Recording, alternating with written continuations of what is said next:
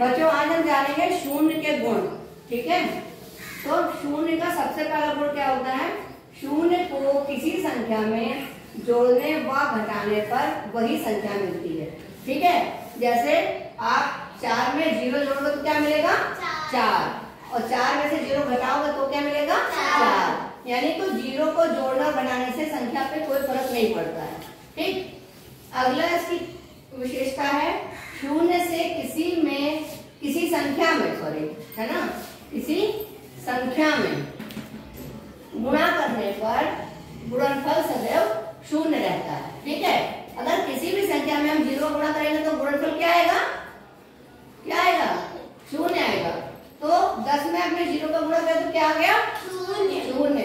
1000 में शून्य का गुणा किया तो क्या आ गया? शून्य। यानी कि हम कितनी भी बड़ी संख्या में गुणा करें या कितनी भी छोटी संख्या में गुणा करें, हमेशा गुणनफल क्या आएगा? शून्य आएगा। फिर बात करते हैं तीसरी प्रॉपर्टी की, शून्य में किसी संख्या से भाग देने पर भागफल शून्य होता है। ठीक है, जैसे कि शून्य में आप भाग देंगे 2 का, तो आपने यहाँ क्या लिखा? इधर शून्य लिखा, इधर 2 लिखा। अब 2 का पढ़ा कितनी बार पढ़ोगे कि शून्य आ जाए? शून्य बार पढ़ोगे तो शून्य बार पढ़ा तो शून्य आ जाए, तो भागफल शून्य आया इसमें।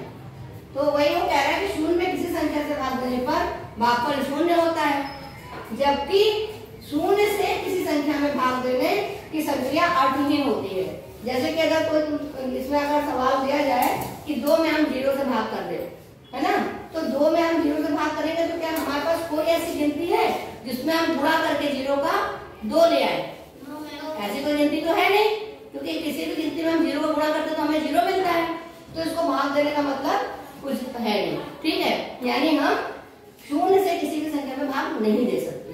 ठीक, एक आखिरी चीज और है, शून्य के अतिरिक्त किसी संख्या की घात शून्य होने पर, है ना, जैसे कि घात होता है 2 लिखा है, 2 की घात ये शून्य है, तो इसका मान हमेशा क्या आएगा? 1 होता है। ठीक है, तो शून्य के अतिरिक्त किसी संख्या की घात शून्य होने पर परिणाम हमेशा 1 मिलता है।